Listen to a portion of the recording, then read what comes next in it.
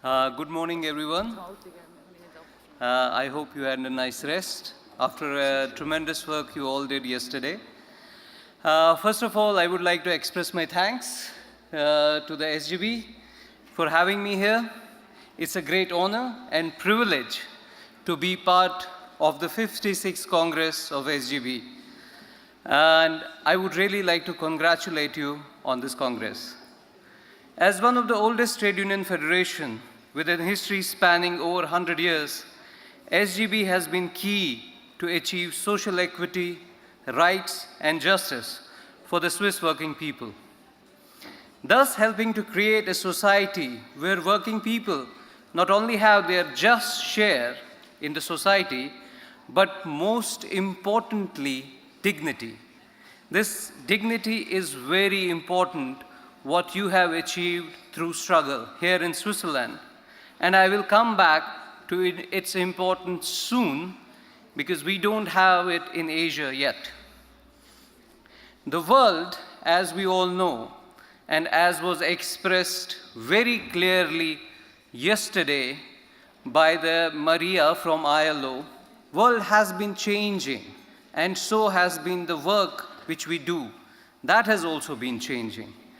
Gains that working people achieved by years of struggle, which we also see here in Switzerland, both in the developed as well as developing economies, which we say global south and global north, have been taken away and continue to be taken away systematically. What you also expressed yesterday in the conventions which you were voting for on healthcare, many gains which were gained through struggle are being taken away, here in Switzerland too. Work has transformed. We see more contract work. There is automation that is posing different challenges, privatization, among others. It has led to reduced bargaining power and reduced bargaining spaces for all working people across the world, not only in Switzerland. More people we find are now in precarious employment with limited or no social protection. This has led to concentration of wealth in very few elites. We are seeing it globally. Very few people, less than 10%, actually hold majority 90% of the global wealth. Like elsewhere, we have also witnessed growing precarious work in China. It's characterized by dispatch work, own account workers, and use of interns, also predominantly in the service sector. They're all unprotected and vulnerable. My dear friends, we are also entering in the most defining moment of our modern times, where democracies are being undermined. We have witnessed it all across the world, including America and Europe, and even hijacked by the narrow nationalistic discourse. It's a very serious issue. Climate change, my dear friends, is real. It's not mere prediction. And humankind is facing the worst existential threat, and we can all feel it. From the fires of Sweden, California, Greece, to the dwindling glaciers here in Switzerland, and also my hometown of Kashmir, which is very much like Switzerland, in the Himalayas. So I would now try to explain how Asia has become a very big economic power and what it means for working people all across the globe. Asia is the most populous continent with around 4 billion people. It is more than half of humanity living and working here. Besides having the famous or infamous distinction of being the global world factory, Asia has also attained an important economic and geopolitical position post-2008 economic crisis. China, of course, has assumed a very significant role, not only as one of the major investors, but also as a major global player. Asia, it's known for many years, Asia has been consistently receiving the highest foreign direct investment in the world, with China again taking the lead. But what has changed in past decade is that Asia and also increasingly led by China, is now the world's leading FDI provider. The China and Asia, East Asia in predominantly are the most important players in investing of this FDI. China is taking the lead again. China is becoming an unleashed economic power with, I know you must have all heard about its Belt and Road Initiative. It has become major infrastructure provider in many Asian economies, including Cambodia, Pakistan, and Sri Lanka, and also leading some of these countries towards debt. You know, Sri Lanka had to hand over its port to China because they couldn't pay back the debt. So this is happening at a very large scale. The trade war between US and China has intensified this process. Chinese companies have increasingly moved their manufacturing base from China to other parts of Southeast Asia, including Vietnam. Asia also attains a major position in the global supply chain or value chains with its important role in the production of garments, electronics, as well as palm oil. The web of supply chain spans from factories of China, Vietnam, Bangladesh, Cambodia, to the homes of Thailand, India, and also plantations in Malaysia, Indonesia, and the Philippines.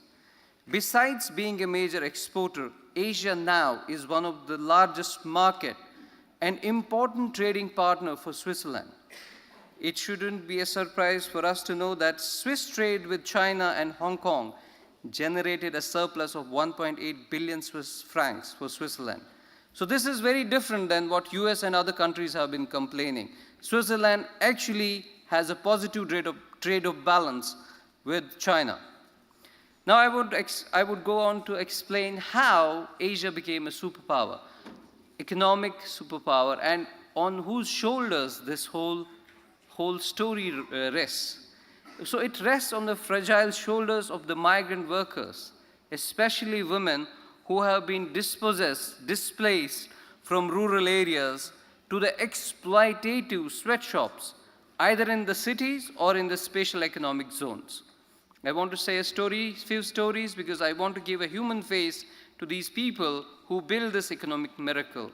Fem, she is one of those workers who works in the garment factory in the outskirts of Phnom Penh.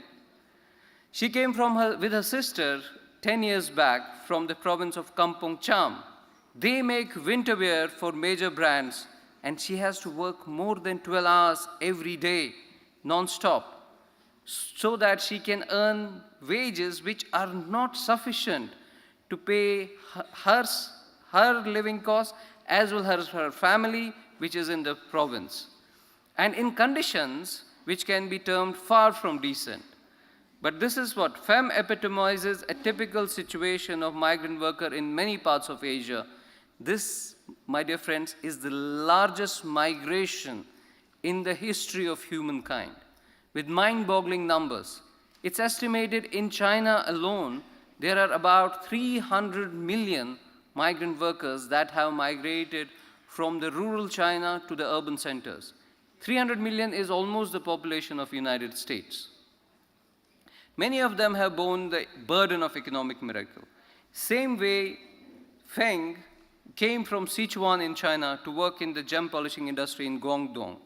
That would be exporting to Western markets and even sometimes exhibited at the Basel show. Working for 10 years, he developed a fatal lung disease called silicosis. It was not easy to get compensation. But like Feng, there are thousands who are struggling for justice in China. And recently, they were even beaten and pepper sprayed in Shenzhen for their crime of seeking justice. Asia has one of the most dangerous workplaces and has infamous distinction of the largest workplace-related deaths globally, as per the ILO.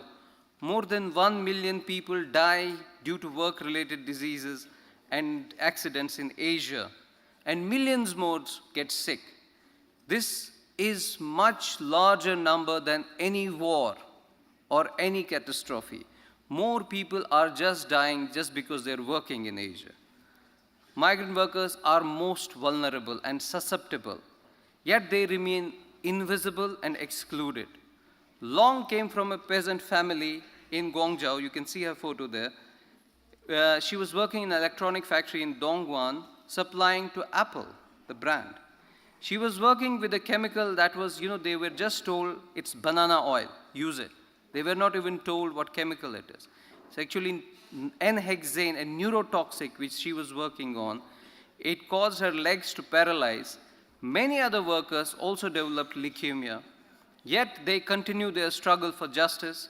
These are some of the faces you see behind the data, people who made our phones, our computers, our shoes, our clothes, people who also have families, children, aspiration. What they are seeking, they're seeking decent work and dignity.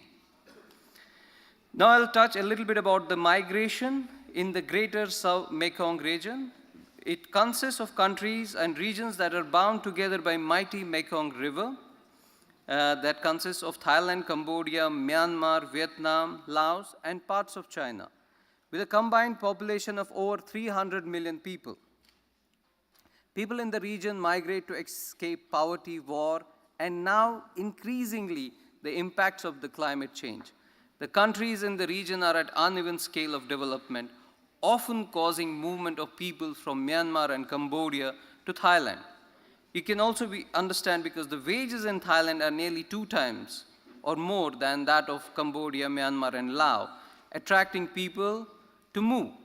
Besides, migrant workers often do the 3D jobs, which are dirty, dangerous, difficult, and often also termed as demeaning. Those jobs which locals would not do. These migrants are doing those jobs. Yet, they face difficulties. Being an internal migrant already poses so many problems for the migrant workers. And once they move to a different country, these all problems are become multifold. And they become more susceptible to exploitation, abuse, and many of them end up in what is termed as modern-day slavery.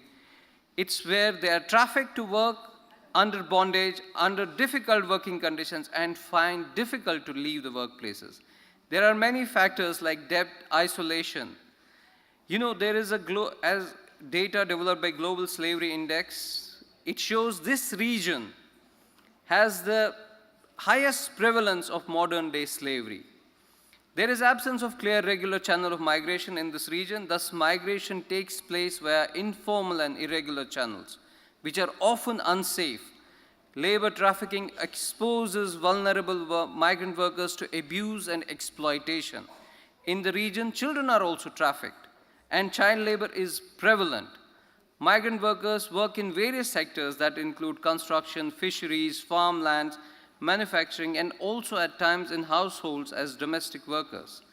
In our work in the region, we found, besides the problems of long working hours and exposure to harmful substances at work, migrants also face problems of being paid less than minimum wages, withholding their travel documents. The employers often hold their passports so that they can't run away. Isolation and social exclusion. The children lack educational opportunities and often end up working with their parents. They also face insecurities of deportation and deception. So, my dear friends, I want to conclude, Asia, despite its economic power and sheen, has a dark underbelly. It has the largest percentage of workers in the vulnerable sector. It has the largest number of working poor. Even though it has created so much wealth, the inequities still exist, and a largest number of people in the modern-day slavery. It's also reflective of the lack of democratic spaces and constantly shrinking of these spaces in the region, which is also because of the influence of China. This is perhaps the largest crisis of democracy that we are facing, not only in Asia, but also globally. How will the change come? As Solidar Suisse, we believe change will come from within. Solidar Suisse is an outreach arm of the Swiss labor movement. We believe building in collective power of the migrant workers in Asia that would bring sustainable and substantial structural change. We believe these migrant workers, especially women, can transform from victims to become the agency of change. In this aspect, to support building this agency, we provide supportive role platforms where such experiences can be shared across the region and the empowerment would happen. We also provide support to build the leadership of the women, migrant workers, so that they can themselves bargain for the change they want. We are witnessing brave women from China, Cambodia, Myanmar, India, taking leadership roles, organizing in innovative ways. What we found yesterday, work is changing. We need to find innovative ways of organizing. We need to find innovative ways of bargaining to get back the bargaining power which we have lost. As Swiss labor movement, this is the moment of reckoning. We need to understand that changing nature of work, labor relations, and employment needs to match with the new ways of organizing, and we need to support these organizing efforts. Asia is perhaps the most important frontier to build this democratic bargaining power. So we need to support these democratic organizations so that they not only provide dignity to workers, but bargain for work which is not only decent, but also sustainable, so that our children can also live on this planet. Thank you very much. Thank you.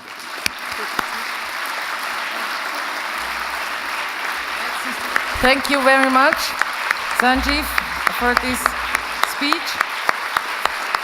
Herzlichen Dank an Sanjiv für diese sehr beeindruckende Darstellung.